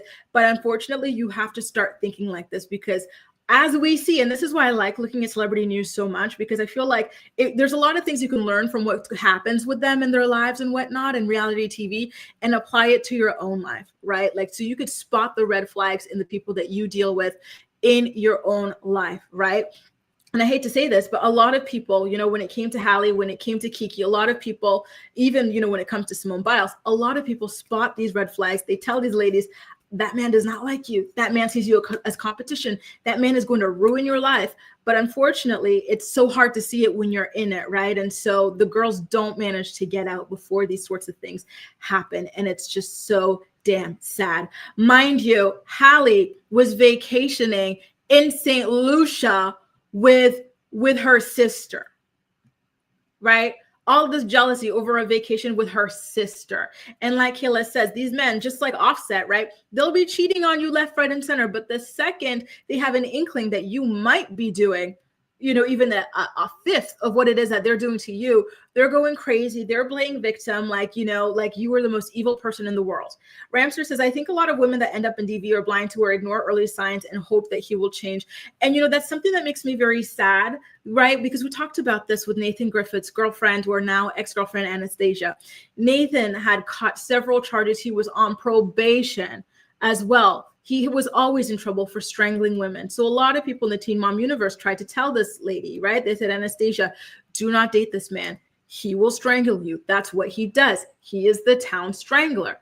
But, you know, unfortunately, for a lot of ladies, like they don't want to listen, or maybe they have a hard time, or maybe they've already fallen into the web and the trap and the guy manipulates them or something. But it is so sad. Like, dating is very risky business for us. Like, in general, on average, more often than not, we're smaller than these men. We're weaker than these men. So you really have to do your very, very best to protect yourself by walking away at the sight of the first red flag, by not engaging with people who already have reputations of being violent. In DDG's case, he already faced allegations of violence by his ex-girlfriend, Ruby Rose. So I'm actually trying to pull up a tweet about this, because this was a huge topic of conversation on Twitter back when he and Halle first got together. People were saying, Halle could do better. This guy, he's just like some random on the internet. Like, you're the superstar, you're the Little Mermaid. And then on top of that, his ex was accusing him of like putting hands on her, of distributing revenge, corn and whatnot, right? So this one, it went viral, as you can see from the numbers, right? 3.2 million views. And this was from back in 2023, right? So an account that was called The Neighborhood Publicist tweeted, if Halle doesn't break up with that boy, he is going to cost her something she cannot get back. And I am a firm believer that it's just a matter of time before a man like him hits you, right? This was a very big topic of conversation even 2 years ago, before the baby and before everything, right? And so Princess Diana had retweeted that, saying before they got together, Ruby Rose had already outed DDG for ABUSING her and posting revenge P of her, and Halle still decided to date him. I think y'all are giving her way more credit than she deserves. I'm just putting this up there, not to blame her, but to say that there was a lot of discourse around her dating him from the very beginning. There were a lot of people who were like desperately, right, who clocked him. This is not new behavior for DDG. It's not the first time that he's been accused of this. And I unfortunately do not think that it is going to be the last time that he gets accused of this. Unfortunately, despite the fact that now we have 2 women who have publicly come forward accusing him of the same thing. Mind you, the photos that Ruby Rose posted of her bruises were in the same places as Halle's, right? These people have access to these photos, this, that. Like, I really hope that women now will abstain from dating this man. Men like him do not change. And it's not your job to even change a man. It's not your job to gamble with your life, with your future, by getting involved with a man like this. Please, if you hear a single rumor about a man being violent, that you're into, being violent against women, right, or anything like that, run in the other direction. There's always a new man coming around the corner. Don't you worry, right? A better one. Do not get involved with this type of person. They will not change. They will not change. And the worst is if they trap you with a damn baby, because now she is trapped with this man, by virtue of having a child with him. And this is what happened to her on Mother's Day. These abusive text messages were sent to her on Mother's Day, you guys. It's absolutely terrible. Mind you, Halle, as part of that restraining order, she was granted the opportunity to go and film in Italy for, I think it was 2 months, with Halo. So that's really good too, that she doesn't have to worry about what's going to be happening with her child while she's away for work in Italy, you guys. So shout out to that. Shout out to the judge for taking this seriously and for giving her the ability to go away with her son and make her money as well. And I love the fact that DDG is not going to be able to go on his stream and play victim about this like he did when the news broke. So DDG is somewhat of like a 24-hour streamer. And so his reaction to this stuff hitting the press yesterday was actually recorded on his stream. So I've got a TikTok video of him realizing that this happened. Shout out to the Shade Room. And watch how quickly he plays victim, like, oh, this is impossible. Wow, she's making things up. And watch how quickly his trash ass friends defend him as well. Here it is. Feel like, damn, bro, should I get a stylist? Why are they saying GGTMZ? Let's see. Why are they saying GGTMZ? All right, I'm looking at her story now. What?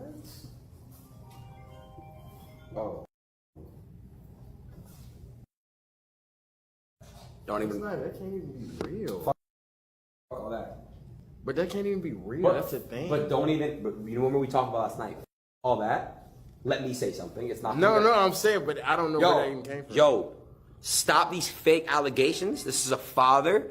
This is a real person. It's a good human being. Even, but I don't. But hey, bro, we on stream, bro. Come on, like I gotta be. Just don't do it, bro. Come here. Fuck that. That's my real friend. We're not gonna do no false in this stream. He's a great human being. He does a lot for a lot of people. He's a man. He's a father, and we're gonna respect him. We're gonna love him. WDDG. And anyone got anything to say? The fake narrative. So something that got cut out at the end of that, when the guy says F the fake narratives and this and that, the friend, the white guy over there, at the end, he says, F this and listen to R. Kelly. So your friend who just got accused of these horrific things for the second time in just a couple of years, right? And you think to say, go listen to R. Kelly, right? To support another ABUACR? Like, it really goes to show what is really going on in this circle of friends and whatnot. And mind you, this guy, that guy that I'm talking about, he's a big Andrew Tate fan. So to him, this is 100% normal, if not deserved, right? So even be careful about the types of friends that your man has around him. You can never be too careful when it comes to dating, right? When it comes to love, when it comes to marriage, all those sorts of things. It is sad, it is scary, but it is a reality of this world. And you know what? Great point, Capone Boxer, which is that there will be a love bombing phase more often than not. And so I think that's why, you know, some of these ladies, they ignore the red flags and like the public paper trail, because they're being love bombed so hard that they're not able to see beyond the smoke. And it is just so beyond devastating, right? And Cammie had said, I would rather be a single lonely dog mom than be with a man with DDG's personality. And same here. It is just, it's too big of a risk to take. It really, really is. Take your time making your choice. There's nothing wrong with being single. There's nothing wrong with pouring into yourself and this, maybe having some friends on the side, but be very careful before you make a serious decision to entangle yourself with somebody, whether it's via marriage or children. Capone says, also says, there are many skilled con men out there. It's the unfortunate luck of the draw. And I agree, right? I think that that is a scary part of all of this, is that, you know, sometimes, you know, for us regular people who are dating regular people with no record, like that can happen to us, right? Based off of this. In the case of Halle and in the case of Nathan's girlfriend, unfortunately, this stuff was public information, you know, and that's something that makes the gaslighting point that somebody had mentioned earlier all the more scary, right? Because I think these are smart ladies, right? It's just the love bombing was too strong for them to be able to resist. And so I really do hope that Halle is in a good place. I hope that she's safe. And I hope that this new restraining order allows for her to get some reprise from DDG and his incel fanboys as well. Just a disgusting bunch all the way around. Lord, am I tired of these heavy topics? Goodness gracious, you guys. I kind of feel like I want to jump in a pool and swim a little bit, maybe do a little doggy paddle until I learn how to really get into it. You guys, we got to get into the Farrah story before we get into the Valley recap. How about that? Okay. So Farrah Abraham, she talked a little bit about how it was that she was able to play nice with Jenelle, right? And so she says that she attributes all of this to pretty much her ketamine journey. To be honest with you guys, it kind of low-key sounds like she might be developing a ketamine addiction, but I'm not one to gossip, so you didn't hear that from me. Okay, so she did an interview with TMZ and where she talked a lot about this ketamine therapy that she is currently taking. And so she says that it has helped her to process past trauma, move forward with a clean slate. And she says that it has also given her the emotional clarity to reconcile with Jenelle Evans after years of publicly fighting. And so the dinner that you see in that photo was had in Vegas, which is where Jenelle lives. Ashley, also from Teen Mom, lives in Vegas as well. And so she was seen with them at this dinner as well, though in a separate photo. Farrah joked that it wasn't the Mexican food that changed her mind. It was ketamine therapy that let her let go of the drama. And she says that she now wishes Jenelle and her children nothing but the best. But remember, these two used to trade barbs, no pun intended, very publicly about their parenting style, right? I don't think anybody would accuse either of these ladies of being particularly great mothers or parents or anything like that. And so they both had a lot of material to work with. And so apparently it was Jenelle who reached out to Farrah in order to mend fences there. So it happened because Farrah was doing her comedy debut. And I don't know if you guys like ever actually made it to a show or anything like that, but it didn't look too funny just based off of what I've seen online. Like it was more just like a one-woman show sort of a deal. And so Farrah says that Jenelle reached out to congratulate her on her show. And Jenelle is now also planning to host a divorce party at that same venue that Farrah was doing her comedy debut. So maybe that was the real motive that she had behind that. She probably just wanted connections to get her own thing kind of popping over there. It's like some kind of a gentleman's club, by the way. And so voila, that's kind of the story there, you guys, okay? And we already talked about how Ashley also went over there for this kind of like dinner with the two ladies, which I think is absolutely crazy. Like, Ashley, why would you, you already don't have like a great reputation, although people can say, and I do say as well, that you're like, a good mom, you're very engaged with your daughter. Like, she seems to be very happy, very intelligent and whatnot. Like, why would you go and get mixed up with these two, especially with their like public histories of racism as well? Like I thought that was absolutely insane to go and put your reputation on the line, get involved with this nonsense with these two trashy women who have also been very, very, very publicly racist, right? You've got Farrah, who referred to Nicki Minaj as a monkey and has said all sorts of other really vile, nasty things. You've got Jenelle, who referred to her Black ex-boyfriend Kiefer as the N-word and has said a lot of awful things and supported her disgraced, dog-killing, unemployed turd ex-husband or estranged husband, David Eason, and all of his racism and just awful things. Like, the thirst for attention is too strong when this is what you, as a Black woman, decide to go put on your makeup, get dressed, start the car to get out of your house and support, like insane, truly. Cammy says, at least Farrah raised her child and didn't choose any man over her. And that's true as well. But don't forget, the situations she's put that child in are very alarming, right? Like in the podcast, when she wanted for her child to tell her adult creepy male listeners if she was growing adult hair on her body, or when she had that girl out in the middle of the city in a bikini, or when she had that girl on her yachting expeditions, or she brought the daughter to sign her corn contract. Like, maybe she should have let that child be raised by somebody else. I'm just saying. Free Chocolate says, when Farrah is the better parent in the picture, you are looking a tragedy. Period. One wants to know how Chelsea's doing. Listen, I haven't seen too much of her ever since she disappeared off to HGTV, but I imagine that she's doing well. I see the Reddit girlies talking about her sometimes, though. They say that her makeup is absolutely atrocious or something like that. They really do not like her makeup. That's typically whenever I hear anything about her, to be honest with you guys. And so Farrah also said that her ketamine journey helps her with her mental health and in other aspects of her life, not just like interpersonal relationships. Okay. Now, you guys, I have an awful lot to say about last night's episode of The Valley. And I don't even know where to start. Jesse, as East Awesome likes to say, Jesse Lollipop, the emotional terror that you are, dude. Like, what the literal hell, like, that guy is so evil, like truly evil. He spent the entire episode picking at Michelle, poking and prodding to make her explode. And then every time she would explode and she would get loud and she would yell, he would just sit there and act like he's so innocent when he's the one who instigated those blow-ups. And it pissed me off so badly. We're going to get into that and more in this recap, okay? But at the top of the episode, I just have to say, listen, I think that Kristen chose right with her guy, Luke. Luke, like when they're party bus to go to the wine tasting, like it kind of like had issues and it was smoking and whatnot. He is the only man in a bus full of men that got up there, moved his behind to try and do something about it. You see Jesse behind him. And so if you didn't watch the episode, maybe you'd assume that he was there to make himself useful as well. No, the man was drinking 2 bottles of champagne on his own to pregame for the wine tasting. Alcoholic says what? Right? And so he was just wandering around annoying them as they try to figure out what was going on with the bus. He almost got hit by oncoming traffic because he was pretending to hitchhike, but he was so drunk, he lost his depth perception and he almost went into the damn road, right? But Luke stepped up. He knows a thing or two about vehicles and whatnot.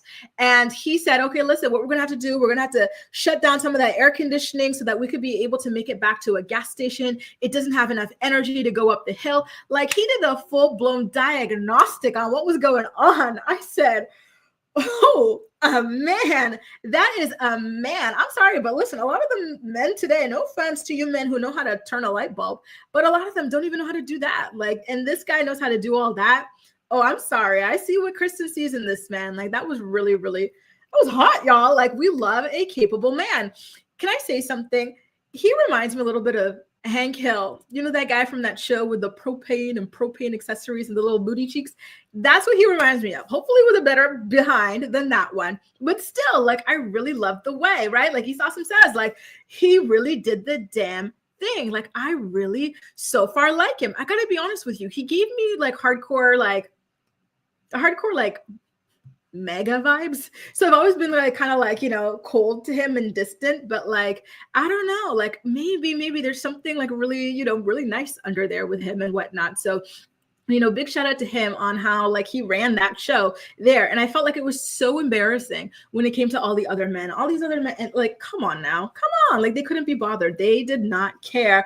Angelisa, I'm so sad you didn't get to, you were going to like be at the edge of your seat when you watch the show. It was so good. Like it was really explosive, right? And doesn't he remind you of him? Like Hank Hill knows his way around a grill. He knows his way around a car. He knows everything. And that is something that I really, really value in men, right? And you know, then we finally make it to the vineyard, right? And so Danny comes back from his voiceover job, which I actually thought was more so him not being able to stay with these people too long because of his alleged drinking problem. And so he says, oh, you guys, like I have to catch up to you. You already drank so much. I don't understand why people have this kind of relationship with alcohol. Like alcohol is something that is quite literally toxic, you know what I mean? And so I think that people should enjoy it in moderation, right? I understand liking the taste or the buzz that comes with it. But then when people on these shows are like chugging and this and that, like, you know, it makes me feel very anxious for them because I'm like, you guys, like, you don't have to get drunk. You don't have to get wasted. Like, what is this? What do you mean I have to catch up with you? You just have to sit here, enjoy the wine at this wine tasting, and that's it. Who tries to get drunk and wasted at a wine tasting? I found that to be just so trashy, right?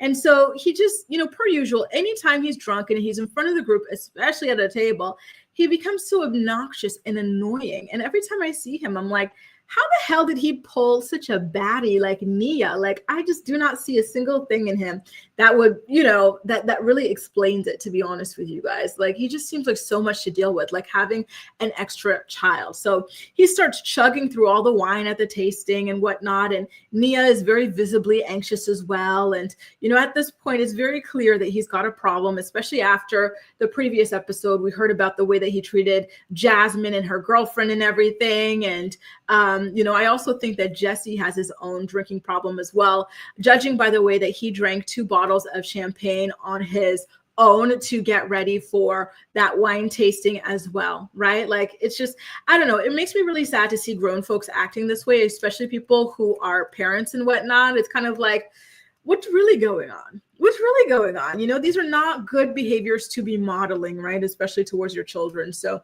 that made me a little bit anxious, like on his behalf and on Nia's behalf as well. And so speaking of the children, what's her name again? Michelle. She gets a call from the nanny looking over the baby. And so she steps aside to go and talk to the baby on the phone. And Jesse decides that this is going to be his opportunity to go ahead and antagonize her, right? He is always looking for an opportunity, a time, a place, like a way to antagonize this woman. He keeps on trying to have like the same conversation with her. Essentially, he hates her happiness. Every single time, his bone to pick with her is the fact that she's happy and she's telling everybody that he's happy. That's, you know, listen very closely, right? Every time he starts off a confrontation with her, that's what it is. You're going around town telling everybody you're so happy, right? And so he wants for her to say that she's lying, that she's not really happy without him. And it's disgusting. Then he goes, why can't you be happy for me? For what? Like, your girlfriend, she's boning people from Baywatch. She says she's not even serious about you. She doesn't give an F about you. And didn't they break up a couple episodes ago? Because when he was having beef with Janet about it, Janet says, why are you trying to like cause an issue with me over a chick that you're not even with? Like, why is this chick being brought up again? You know, like, it is so weird and so annoying. Nobody is buying your fake ass relationship. You're just mad that your ex-wife moved on. Right. So there he goes, poking and prodding about her happiness and whatnot. And she says, well, I thought you were coming here to apologize. Right. And it's obviously in reference to the hooker comments that he made in the group chat. And then he sits there, apologize to who? Right. And so then they get into this like tit for tat argument. And so he decides to tell her, oh, well, you're a hooker, which is just so like nasty to say, especially about your ex-wife, the mother of your daughter, on television. And you know it's not even true. He says he doesn't believe the rumor, right? But he just does this to hurt her and to cause an explosion. And so there she goes. She explodes because anybody would. Like, as a woman, you're working in luxury real estate. There's already the stigma, right? That beautiful women working in luxury real estate are really like low-key escorts, like looking for sugar daddies, this and that. It can affect your business. It affects your public reputation, and it can affect your child as well. When people at school are bullying your child, saying that her mom is a hooker, a lady of the night, or an escort, this, that, or the other, right? So she rightfully explodes. And then Jesse, per usual, and this is such, abuser behavior. I'm not saying he is one, but I'm saying he pulls his moves straight from the handbook. He sits there looking calm, like he didn't do anything. Like, this woman is crazy. I just came here to have a reasonable conversation with her. Look at the way she treats me. She's yelling at me. Isn't she crazy? I'm the victim here, I hate that. I truly, truly hate that kind of behavior. And you're right, Mary. They're making crazy Kristen, look like a damn saint. That's how you know you need to reevaluate your behavior, right? But in Michelle's defense, it's Jesse who keeps on throwing out these terrible jabs that cause her to explode, right? East Austin says Jesse uses a conversation about their beautiful smart child to go after her, period. That tells you everything. Jesse Lollipop is Jack's light, major Tiny D energy. I completely agree. It's disgusting.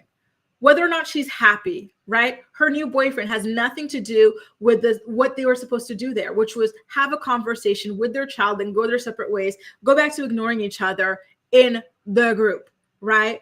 And so there was a moment here where, she gets fed up with being called an escort or a hooker by this man. She says, what about you? You spent all our money and you have a gay man sending you money every holiday, every time for our daughter's birthday. What about that? Right. And so East Awesome says that Michelle confirmed in the after show that the gay guy sent Jesse more than $1,500. I wish that she could deliver better insults to that little man. Right. What about that? Are you an escort? Why is this random man sending you money? How about that? Right. Because if a random man was sending Michelle's money, trust and believe that Jesse would be dragging her and using that as proof that she's an escort. Right? Julissa says Jesse and Jax are the same. The difference is Jesse is smart. Jax isn't. I agree. Right? Jax is a bull in a China shop. Right? Or is it a store? China shop.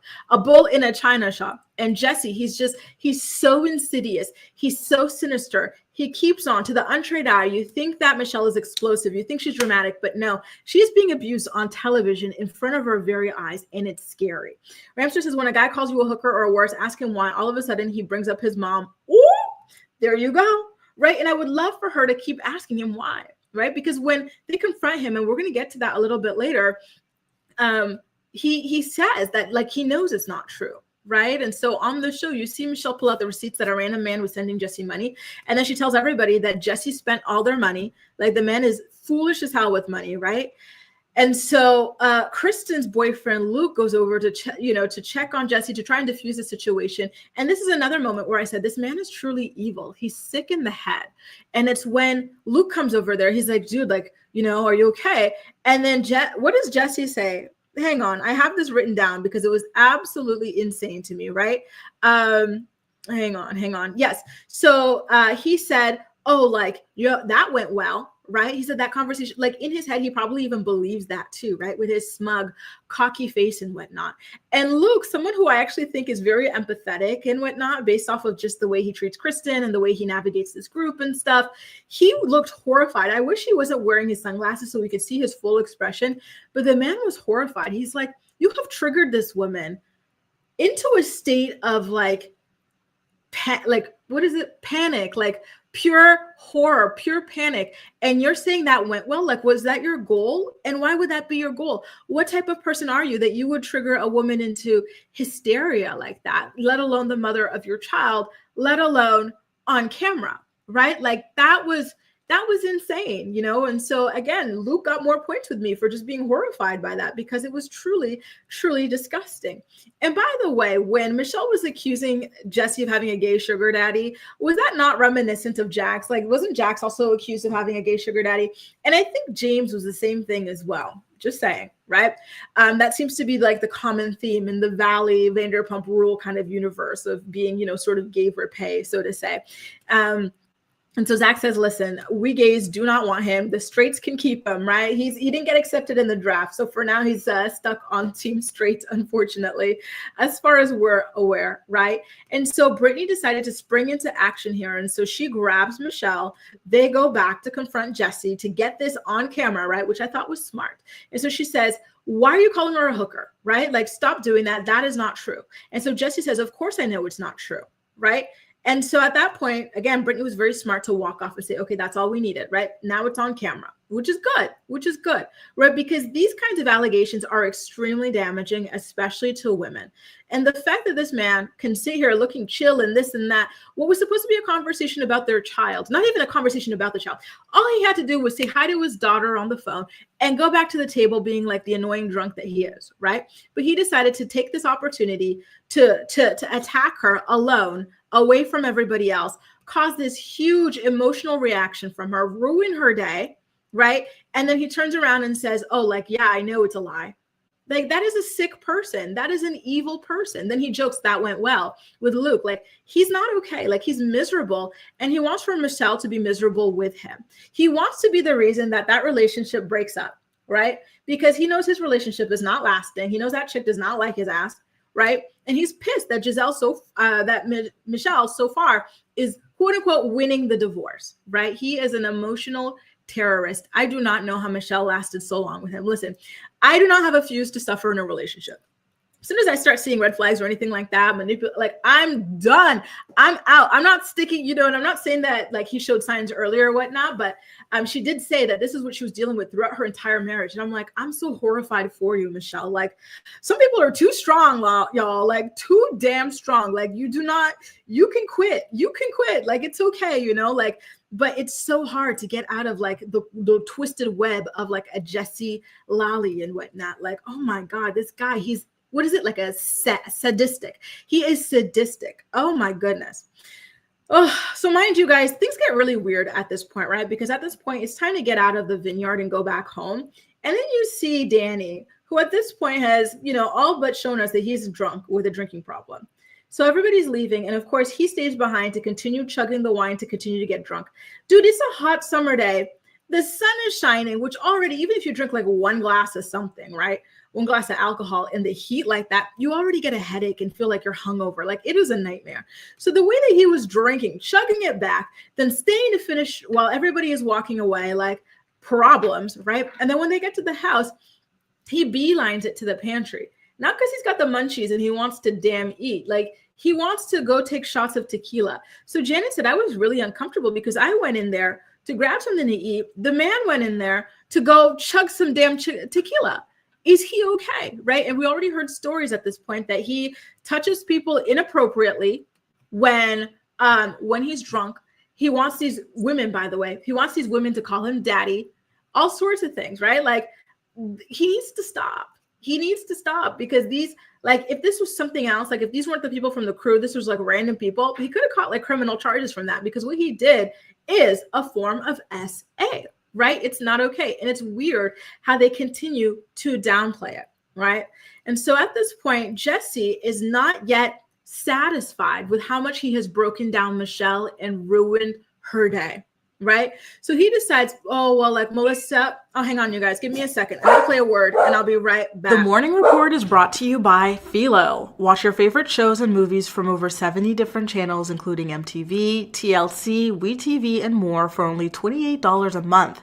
Get a free trial today by clicking the link in the description box of this video to get your free trial up and running. Are you looking for the perfect skincare products for women over 30? Look no further than Rothia. Rothia is a skincare brand born from love and made for parents. Their flagship product. Sorry, y'all. It's time for my little doggy friend to go home. Womp, womp, womp, until tomorrow. So at this point, he's decided, listen, I have not ruined her day enough, right? And so he pulls Michelle aside, you know, with the pretense that he wants to make up and he wants to get to a better place with her, right? And so she obviously is looking for resolution as well. And so she falls for the bait. But of course, with Jesse, it's never just that. It's always, how can I continue to diminish you? How can I continue to put you in a worse place than I have already put you in, right? And so she goes up there hoping for the best, trying to have like a decent, respectable adult conversation with him. And then again, it turns to the thing about the happiness. Why are you telling everybody that you're so happy? Why, and it's so strange. Like, should you not be happy for another person when they have found happiness in their life, and that with you it wasn't a good place and whatnot, and you're supposedly so happy in your situation? Why do we keep on spinning our gears around the same topic, right? And so she's asking the same thing, which is, why are you so obsessed with this? Like, you have your girlfriend, move on. And so he says, well, why can't you be happy for me? Why does it matter? Why can't you just be happy for yourself? She hasn't said anything about your chick. She's not the one who's constantly chasing you down to have the same conversation over and over about your dead relationship, right? Like, it is so unhinged, his obsession. If I were his girlfriend, and again, his girlfriend isn't even with him, right? Like, that's just like a chick that he was seeing for a bit, but she was playing him, right? But if it was a serious girlfriend, she should, have had a huge side eye for that, because it's not normal for your boyfriend who's going through a divorce to be so obsessed with his ex like that, right? Like, it is so crazy. He's obviously not over Michelle, and he's not happy that Michelle is truly over him and thriving in a new relationship, right? And so at this point, he asks her yet again if she's been cheating, right? And so she's like, yes, like, I kissed somebody else towards the end of our marriage. How many times do I need to tell you? And it's true. At this point, she had told him that. She had admitted to it every single episode this season. She admitted to it, I think, at the end of last season as well. So why are we still on this, right? And so per usual, he antagonizes her to the point where she is screaming. She is quote unquote hysterical again, right? And what is his reaction when she's acting like this? Per usual, he's playing the calm guy. I don't know what happened to Michelle. I was just putting on my shirt. Then she came up here yelling at me. She's so crazy. It's similar to his demeanor when he did the same thing to her at the vineyard. And it is very manipulative, very evil, very sinister, abusive behavior. It is sick. You shouldn't be treating people this way, right? And so as you see in these pictures, like, she is pissed off, she is fuming. And at this point, over being asked the same thing a millionth time, she says, yes, I did go and kiss somebody else because my husband would not hug me, would not tell me I'm pretty. Yes, I went. Like, what else do you want from her? And good for her. Like, good for her. Go kiss somebody else. Go F somebody else, go do whatever you want. Like, you were done with him. You called off the relationship, and he kept on trying to beg you to come back to him. You didn't want it. Like, he's the one who decided to waste more of his time. Why would I feel bad for him? It's awesome. Says, remember this episode, Danny is going to be a full-blown alcoholic in season 4 of The Valley. He's behaving like an alcoholic for real. And I agree. Listen, he's already a full-blown one in season 2, child. Between the groping and the hiding in the pantry to take shots and then sticking behind at the vineyard to continue. Like, oh, it's bad, right? East Awesome says he wants Michelle to be miserable with him, period. And I'm happy that she yelled it out, for everybody. Is this what's going to make you happy, Jesse? And he said, yes, right? He wants her to feel humiliated. He wants her to feel dirty. He wants her to feel ugly. He wants her to feel like she's a whore and nobody would touch her because she's a whore, right? But nobody cares. Like Janet said, if I were with you, I'd cheat on your ass too. And I'm not even a cheater, right? Like, come on now, right? Come on, right? And exactly, he is provoking her constantly and then acting like he's the calm one. He's the level-headed one every single time that she inevitably breaks, explodes, right? And Mary says, rumor has it that they were already separated for a year before season 1. And that's what I had heard too. Like, she was over it in season 1, but he wanted to play the lost puppy dog. Like, like, how dare she? Look at how mean she is to me. This sort of thing. Like, F right off, dude. We heard what you did during that marriage, okay? And we see the way you treat her during the divorce. She was right. Anything you said she did, I say congratulations. You deserved it. East Awesome says, on the after show, Danny kind of confessed to having a chemical imbalance that caused him to need medication for panic attacks. Andy called him out to his face for hiding his true self. I have to go and watch this. Andy was on that. Oh, you mean Watch What Happens Live, right?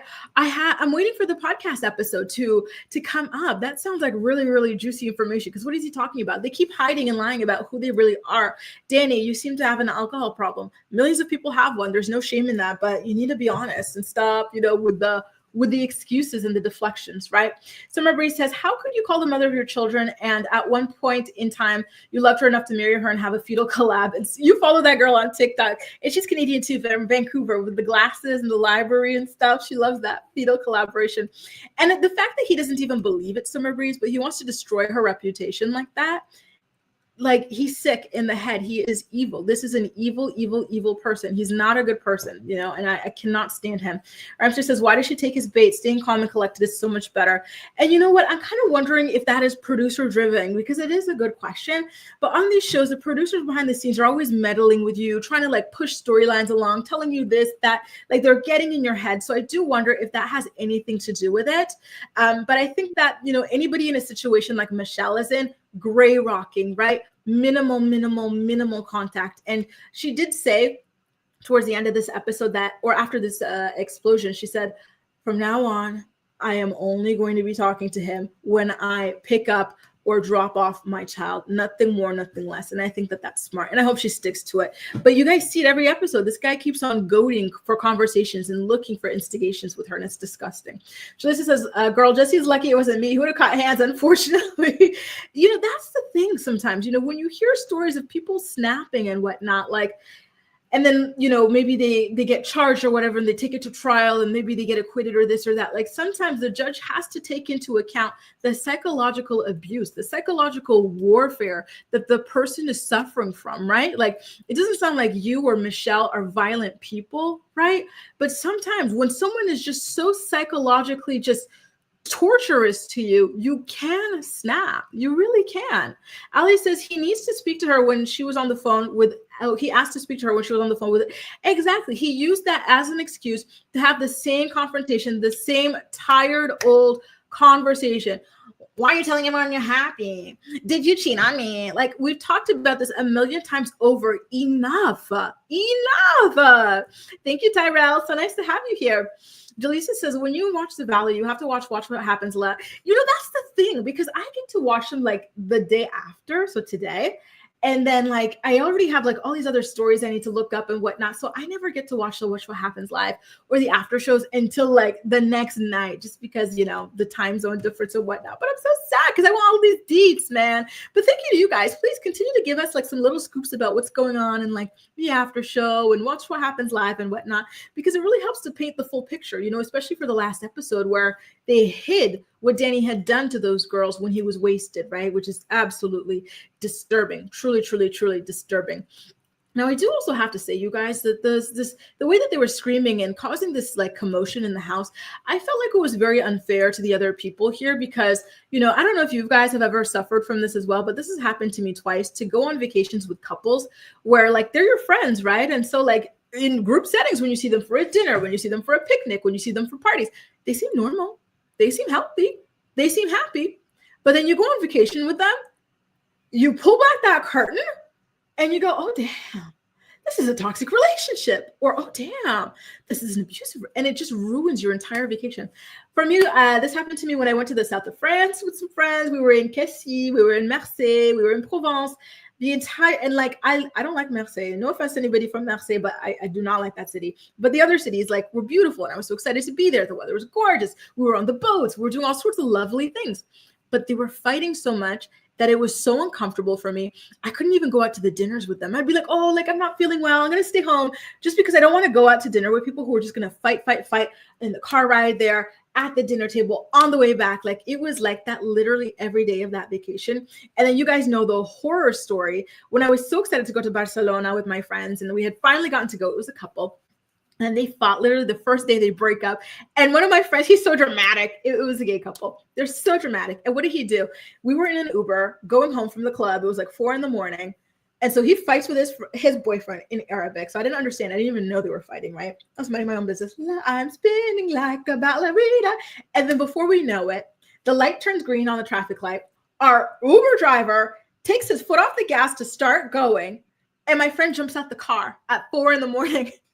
I said, after never again will I travel with a couple. Never again. I do not know what y'all are really like behind the scenes. Absolutely not. This is absolutely atrocious behavior. Like, what is happening, right? They can ruin your trips. And I feel like they ruined this trip for the other people, although they're required to be dramatic like that for the show, right? Yes. Thank you, Mary Duda. And thank you to everybody else coming back with the after show, the Watch What Happens Live scoops for us here on the Morning Report. And it is. We're bordering on 2 hours. And it's just, there's just been so much going on. The Diddy thing took up so much time, but we're almost there. I hope you're enjoying it, Shelby. I hope you're enjoying it. And thank you, Jaleesa. Me too. I really like being able to chat with you guys for as long as possible. Francine says, hi, Grace. Jesse makes my skin crawl. Sometimes mental and emotional abuse is just as bad as physical. Unfortunately, speaking from experience, watching from Perth. And I'm so sorry that happened to you, Francine. And I completely agree. And I think that the worst, like the biggest mind F about this is that these men who are doing this to you, or these people, because sometimes it's women who do this to men, right? They turn around like Jesse does and they act innocent. Right? So in front of everybody else, they're calm, right? They're normal. They're calm, cool, collected, and you're hysterical. You're crazy. You're the one screaming and being dramatic, right? But every single time, they are the ones who are instigating this. So you look crazy to everybody and nobody takes you seriously as a victim. And I see that in some of the Reddit threads about this couple, a lot of people, and unfortunately it's a lot of women, are not taking Michelle seriously as a victim of psychological abuse, right? And they're acting like these two are equally bad or this or that. That is not the case, right? Like this guy is terrorizing her. Like we have to stand by her. Regina says, I would love to be in a dinner with Teresa. So she flips the table. Have you guys read Cop Without a Badge? Did the Housewives universe make that into a successful book? Because all that over that book is crazy. And I did see the guy. He was on that ID channel about the Housewives or something like that. It was a really good documentary.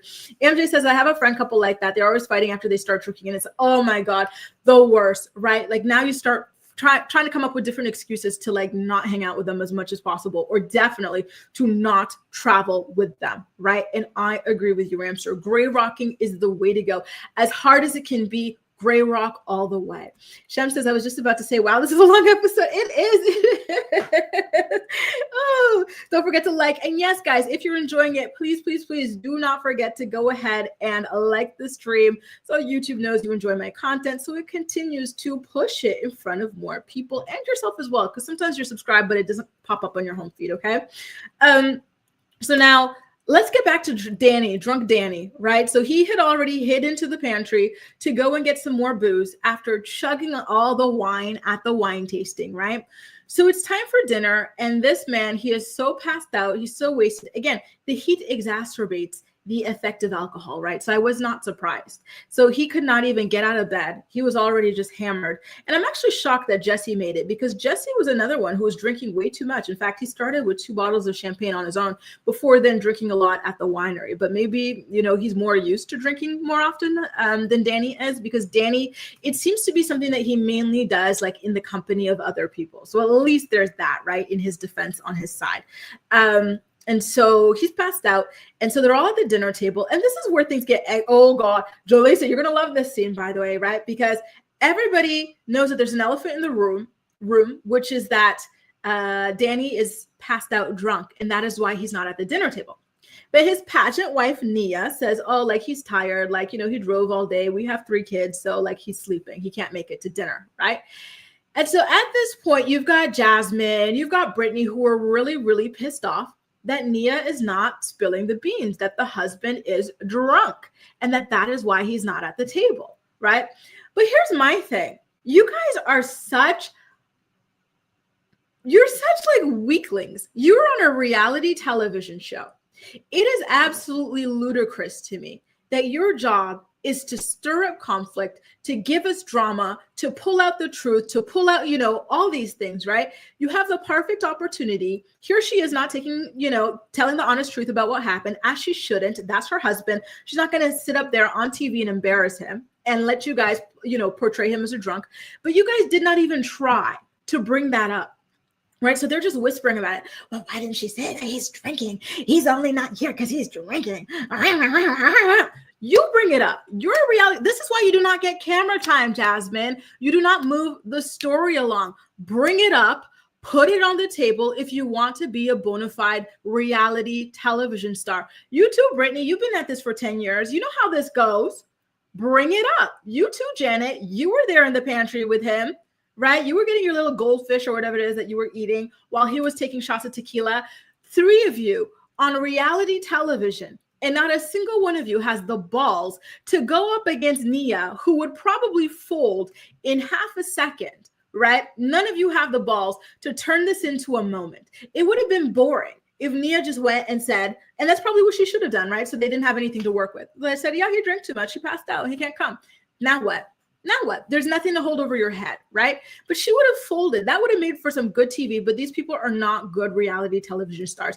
They did not confront the situation. They were waiting, hopefully, for Kristen, I think, to go ahead and do that because Kristen would have done that, right? She stirs the pot, right? But Kristen is heavily team Danny, right? And Nia. And so she and Luke were defending him with everything. They were like, no, he's not a drunk. He's got 3 young kids. Why are you guys saying that? And then she says in her confessional, Kristen, that, yeah, if you feel that way, bring it up yourself. Why would you want for the wife to throw him under the bus? On what planet would a wife go up there and throw her husband under the bus? That's your job. That's your clock in. You are being paid. Clock the hell in. They fumbled so hard. And they didn't even really start talking about this until Nia left the table. You guys are, I want to say the P word, like the cat. You guys are psies. Like, are you kidding me? You had your time to show people that you deserve more screen time. You're the star of the show, but no, you folded. You folded to Miss America or Miss USA or whatever it is that she is, right? The nicest girl at the table who you could have very easily confronted. Get out of here. And then they act so angry. Brittany's like, I've been showing my whole life for 10 years. My husband's in rehab. And you're not going to talk about your husband being, you talk about her husband being drunk. You're perfectly capable of doing it. Open your mouth and bring it up. Ask her, are you sure he's just tired from the kids? Or it's not from all the drinking he was doing. It's not from the hiding in the pantry, chugging tequila. See how simple that is? And here's the thing about Brittany. Brittany, you're not even 100% honest because you are another person who has pretty much kind of seemingly had their own alcohol problem, if we're going to be honest, right?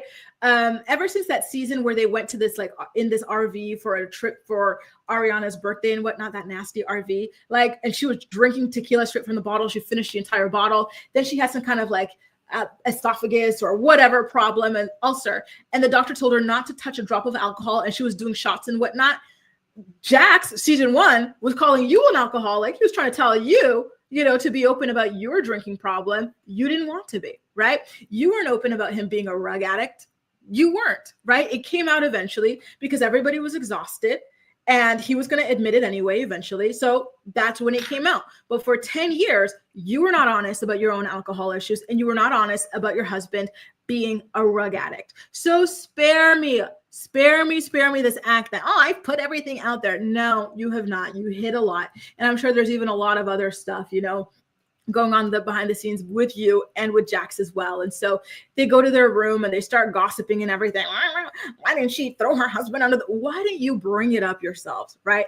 So Zach, shout out to you, Zach. He decides to take this as an opportunity to pay Brittany back because remember, he got in trouble with Janet because of Brittany. There were things that he said about Janet behind her back that were not captured on camera, but he was saying that in confidence to his bestie, Brittany. And so she decided to go ahead, take that information, run it to Janet, and then that caused for him to be cut out of a few episodes and to be put into this like big feud, right? Cut out of a trip.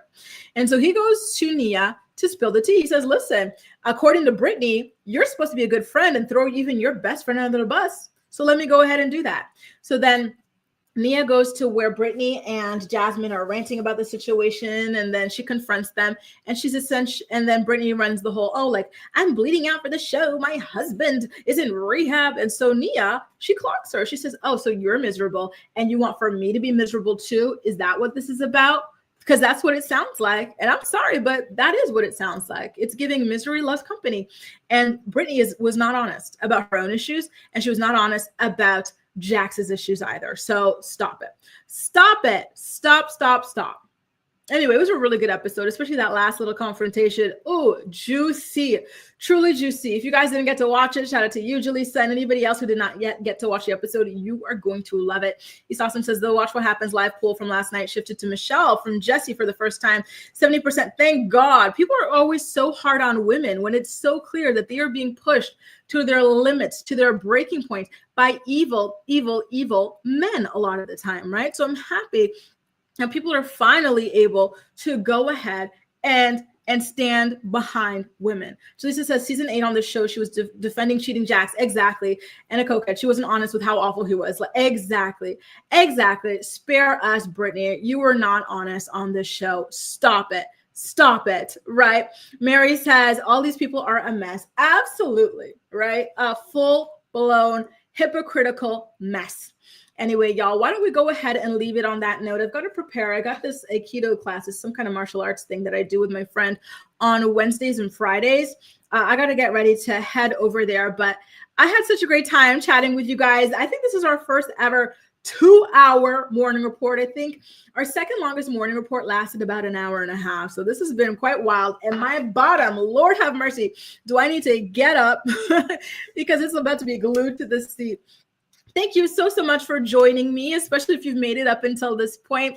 Again, if you enjoyed this episode of the Morning Report, please don't hesitate to go ahead and give it a thumbs up so that YouTube knows to continue recommending my content with you. I don't get lost in your algorithm or anything like that.